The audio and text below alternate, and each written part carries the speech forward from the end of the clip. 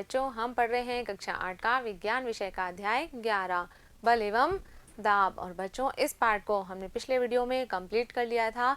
इस भाग में करेंगे हम इसके अभ्यास प्रश्न जो कि हमारी पाठ्य पुस्तिका में दिए गए हैं। तो चलिए बच्चों तैयार हो जाइए अपने कॉपी और पेन के साथ। देखते हैं बच्चों पहला प्रश्न क्या है। पहला प्रश्न है धक्के या खिंचाव के द्वारा वस्तुओं की गति की अवस्था में परिवर्तन के दो उदाहरण दीजिए। तो बच्चों यहाँ पर सबसे पहले हमें बताना है धक्के के द्वारा वस्तु की गति की अवस्था में किस प्रकार से परिवर्तन होता है। तो हम लिख सकते हैं बच्चों कि धक्के के कारण वस्तु की गति की अवस्था में परिवर्तन कहाँ कहाँ हो रहा है। जब हम धक्के के द्वारा दरवाजे को बंद कर रहे हैं, किसी दरवाजे को हमें बंद करना है और हम क्या कर रहे हैं, उसे धक्का दे रहे हैं। इसके अलावा बच्चों धक्के के द्वारा बक्से को सरकाना, इसमें भी क्या हो रहा है, हम धक्का लगा रहे हैं और वस्तु की गति की अवस्था में परिवर्तन हो रहा है। नेक्स्ट देखते हैं बच्चों हम कि खिंचाव के द्वारा वस्तु की गति की अवस्था में परिवर्तन किस प्रकार होता है। तो इसके उदाहरण हो जाएंगे बच्चों बैल द्वारा गाड़ी को खींचना। बैल क्या करता है, गाड़ी को आगे की ओर खींचता है। तो यहाँ पर कौन सा बल कार्य कर रहा है, खिंचाव बल लग रहा है। दूसरा है बच्चों कुएं से बाल्टी द्वारा पानी निकालना। यहाँ पर भी हम क्या करेंगे, जब हमें बाल्टी के द्वारा कुएं में से पानी निकालना है तो हम बाल्टी को ऊपर की ओर खींचेंगे। तो यहाँ पर भी खिंचाव जो है वो कार्य करेगा। चलिए अगला प्रश्न लेते हैं। नेक्स्ट है ऐसे दो उदाहरण दीजिए जिनमें लगाए गए बल द्वारा वस्तु की आकृति में परिवर्तन हो जाए। बच्चों यहाँ पर हमें बताना है कि बल जो है वस्तु की आकृति में परिवर्तन कैसे करेगा। तो हम देखते हैं बच्चों जब हम रबड़ को खींचते हैं, रबड़ बैंड को जब हम खींचेंगे तो क्या हो जाएगा, उसकी आकृति में परिवर्तन हो जाएगा। इसी के साथ साथ गुथे हुए आटे को हाथों से दबाना। आटा जो है वो गुथा हुआ है और हम क्या करें, उसे हाथों से दबा रहे हैं तो क्या होगा, उसकी आकृति में भी परिवर्तन हो जाएगा। चलिए बढ़ते हैं नेक्स्ट प्रश्न की तरफ। अगला प्रश्न है निम्नलिखित कथनों में रिक्त स्थानों की पूर्ति कीजिए। तो यहाँ पर हमें जो है कथन दिए गए हैं और रिक्त स्थान दिए गए हैं, उन्हें हमें सही शब्दों से भरना है। पहला कथन है कुएं से पानी निकालते समय हमें रस्सी को डैश पड़ता है। क्या करना पड़ता है बच्चों, रस्सी को क्या करेंगे, हम ऊपर की ओर खींचेंगे। तो क्या आ जाएगा, हमें रस्सी को खींचना पड़ता है।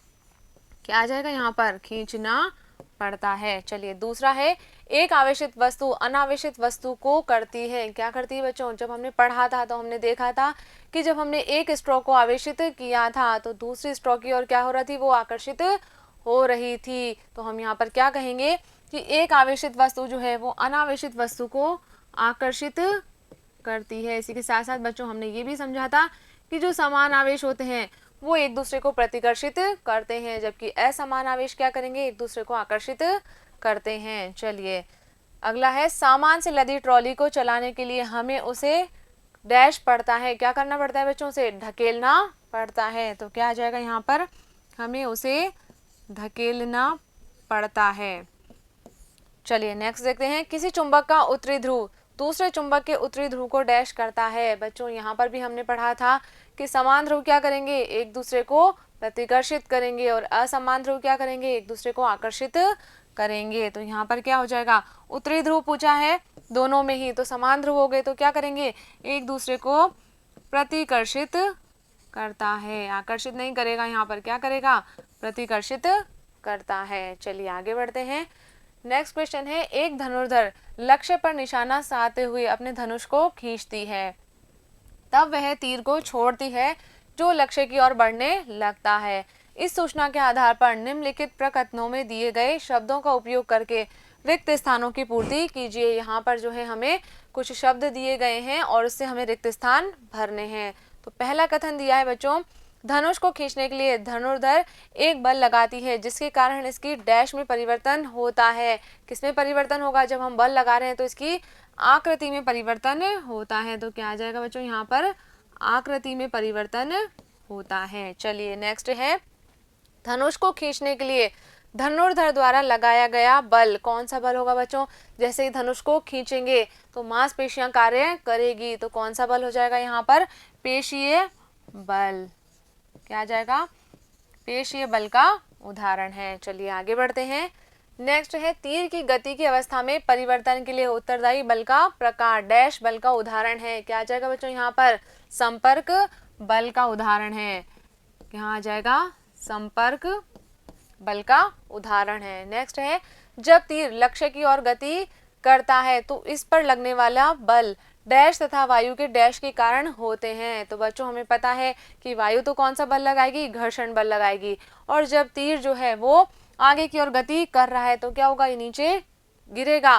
तो यहाँ पर कौन सा बल कार्य करेगा, गुरुत्व बल कार्य करेगा। तो कौन सा बल आ जाएगा यहाँ पर, एक तो आ जाएगा गुरुत्व, तथा वायु के घर्षण के कारण होते हैं। बच्चों हमने पढ़ा था कि गुरुत्व बल जो है वो कौन सा बल है, पृथ्वी जो है सभी वस्तुओं को अपनी ओर आकर्षित करती है। तो यहाँ पर जो है गुरुत्व बल और घर्षण बल दोनों कार्य कर रहे हैं। चलिए आगे बढ़ते हैं। नेक्स्ट प्रश्न है, निम्न स्थितियों में बल लगाने वाले कारक तथा जिस वस्तु पर बल लग रहा है उनको पहचानिए। प्रत्येक स्थिति में जिस रूप में बल का प्रभाव दिखाई दे रहा है उसे भी बताइए। बच्चों यहाँ पर हमें जो है कुछ कथन दिए गए हैं और यहाँ पर हमें बताना है कि कौन बल लगा रहा है, किस पर बल लग रहा है और इस बल का प्रभाव क्या हो रहा है। तो सबसे पहला कथन है बच्चों, रस निकालने के लिए नींबू के टुकड़ों को अंगुलियों से दबाना। जब हम क्या कर रहे हैं, रस निकालने के लिए नींबू के टुकड़े को दबा रहे हैं तो बल कौन लगा रहा है बच्चों, अंगुलियों से दबा रहे हैं। तो क्या हो रहा है यहाँ पर, नींबू पर पेशीय बल लग रहा है, किसके द्वारा, अंगुलियों के द्वारा। और किस पर लग रहा है, नींबू पर लग रहा है। और प्रभाव क्या हो रहा है बच्चों इसका, कि नींबू की आकृति में परिवर्तन होता है और इसके फलस्वरूप क्या होता है, नींबू से रस निकलता है। यानी कि बल कौन लगा रहा है, अंगुलियां लगा रही है, किस पर लग रहा है, नींबू पर लग रहा है। और उस नींबू की आकृति में परिवर्तन क्या हो जाएगा, इस बल का प्रभाव हो जाएगा। चलिए अगला कथन लेते हैं। नेक्स्ट है, दंत मंजन की ट्यूब से पेस्ट बाहर निकालना। तो बच्चों इस स्थिति में भी हम क्या कर रहे हैं, दंत मंजन की जो ट्यूब है उस पर क्या कर रहे हैं, हम बल लगा रहे हैं अंगुलियों के द्वारा। तो क्या लिखेंगे, दंत मंजन की ट्यूब से पेस्ट बाहर निकालने के लिए हाथों की अंगुलियों के द्वारा ट्यूब पर कौन सा बल लगाया जा रहा है, पेशीय बल लगाया जा रहा है। बल कौन लगा रहे हैं, अंगुलियां लगा रही है। और किस पर लग रहा है, इस दंत मंजन की ट्यूब पर लग रहा है। और इसका प्रभाव क्या हो जाएगा कि ट्यूब जो है उसकी आकृति में परिवर्तन होता है और पेस्ट बाहर निकलता है। यानी कि यहाँ पर हमें तीनों चीजें मिल गई है। बल कौन लगा रहा है, अंगुलियां लगा रही है, किस पर लगा रही है, दंत मंजन की ट्यूब पर लगा रही है। और प्रभाव क्या हो रहा है इसका, कि जो हमारी ट्यूब है उसकी आकृति में परिवर्तन हो रहा है। चलिए अगला कथन देखते हैं। दीवार में लगे हुए हुक से लटकी कमानी के दूसरे सिरे पर लटका एक भार। यहाँ पर क्या किया है हमने, कमानी के दूसरे सिरे पर एक भार लटका दिया है। तो क्या होगा बच्चों, यहाँ पर जो हुक से लगा हुआ कमानी है उसके दूसरे सिरे पर जब हमने भार लगा दिया है तो बल किसके द्वारा लग रहा है, लटकाए हुए भार के द्वारा लग रहा है। और किस पर लगेगा, कमानी पर लगेगा। और इसका प्रभाव क्या होगा कि जो कमानी की स्प्रिंग है उसकी आकृति में परिवर्तन हो जाता है। चलिए अगला कथन लेते हैं। नेक्स्ट है, ऊंची कूद करते समय एक खिलाड़ी द्वारा एक निश्चित ऊंचाई की छड़ को पार करना। तो यहाँ पर क्या हो रहा है बच्चों, खिलाड़ी जो है वो बल लगा रहा है और बल भी किस पर लग रहा है, उस खिलाड़ी पर ही लग रहा है। तो क्या लिखेंगे, ऊंची कूद करते समय खिलाड़ी की पेशियों द्वारा खिलाड़ी पर स्वयं पर बल लगाया जाता है। बल किसके द्वारा लग रहा है, पेशियों के द्वारा। और किस पर लग रहा है, खिलाड़ी पर स्वयं पर लग रहा है। इसका प्रभाव क्या होगा कि ये जो बल है ये इस खिलाड़ी को ऊंचा उछलने में सहायता करता है। चलिए बच्चों यहाँ पर ये प्रश्न कंप्लीट हो गया।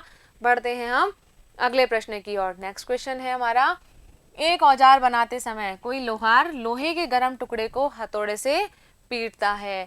पीटने के कारण लगने वाला बल लोहे के टुकड़े को किस प्रकार प्रभावित करता है। क्या कर रहा है बच्चों, लोहार जो है वो लोहे के गरम टुकड़े को जो है हथौड़े से पीट रहा है। तो क्या होगा बच्चों, जो लोहे का टुकड़ा है वो फैल जाएगा, उसकी आकृति में परिवर्तन हो जाएगा। तो क्या लिखेंगे यहाँ पर हम, एक औजार बनाते समय लोहार लोहे के गर्म टुकड़े को हथौड़े से पीटता है। पीटने के कारण क्या होता है, लोहे के टुकड़े पर पेशीय बल लगता है और यह संपर्क बल क्या करेगा, लोहे के टुकड़े को फैला देता है जिससे उसकी आकृति में परिवर्तन हो जाता है। चलिए अगला प्रश्न लेते हैं। नेक्स्ट है, एक फुलाए हुए गुब्बारे को संश्लिष्ट कपड़े के टुकड़े से रगड़कर एक दीवार पर दबाया गया। यह देखा गया कि गुब्बारा दीवार से चिपक जाता है। दीवार तथा गुब्बारे के बीच आकर्षण के लिए उत्तरदायी बल का नाम बताइए। बच्चों क्या कर रहे हैं हम, गुब्बारे को जो है एक कपड़े से रगड़ रहे हैं तो क्या हो जाएगा, गुब्बारा आवेशित हो जाएगा। और कौन सा बल कार्य करेगा, यहाँ पर स्थिर वैद्युत बल कार्य करेगा। क्या लिखेंगे हम यहाँ पर, कि एक फुलाए हुए गुब्बारे को संश्लिष्ट कपड़े के टुकड़े से रगड़कर दीवार पर लगाने पर गुब्बारा जो है वो दीवार से चिपक जाता है। तो दीवार और गुब्बारे के बीच में आकर्षण के लिए उत्तरदायी बल कौन सा है बच्चों? स्थिर वैद्युत बल है। जैसे ही हमने क्या किया, गुब्बारे को कपड़े से रगड़ा तो क्या हो जाएगा, गुब्बारा आवेशित हो जाएगा और दीवार की ओर आकर्षित होता है। ये कौन सा बल था बच्चों? ये असंपर्क बल होता है। यानी कि क्या हुआ था, जो दीवार है उसने गुब्बारे को दूर से ही आकर्षित कर लिया था, बिना संपर्क में आए ही। तो यहाँ पर हम कह सकते हैं कि स्थिर विद्युत बल भी कैसा बल है? असंपर्क बल है। चलिए आगे बढ़ते हैं। नेक्स्ट क्वेश्चन है, आप अपने हाथ में पानी से भरी एक प्लास्टिक की बाल्टी लटकाए हुए हैं। बाल्टी पर लगने वाले बलों के नाम बताइए। विचार विमर्श कीजिए कि बाल्टी पर लगने वाले बलों द्वारा इसकी गति की अवस्था में परिवर्तन क्यों नहीं होता है। बच्चों यहाँ पर हमें बताना है कि जब हमने अपने हाथ में एक प्लास्टिक की बाल्टी को पकड़ा हुआ है, बाल्टी कैसी है, भरी हुई है, तो उस अवस्था में इस बाल्टी पर कौन से बल कार्य कर रहे हैं? तो बच्चों इस पर दो बल कार्य कर रहे हैं।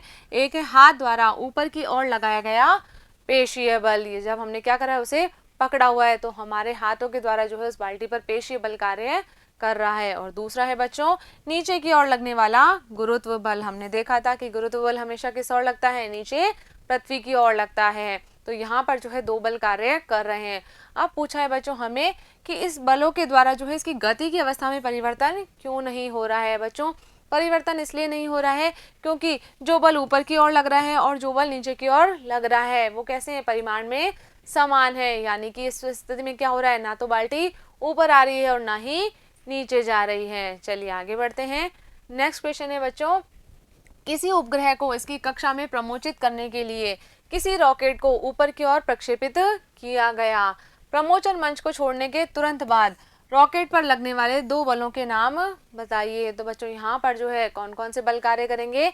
यहाँ पर एक तो गुरुत्व बल कार्य करेगा जो किस ओर लगता है, नीचे की ओर लगता है।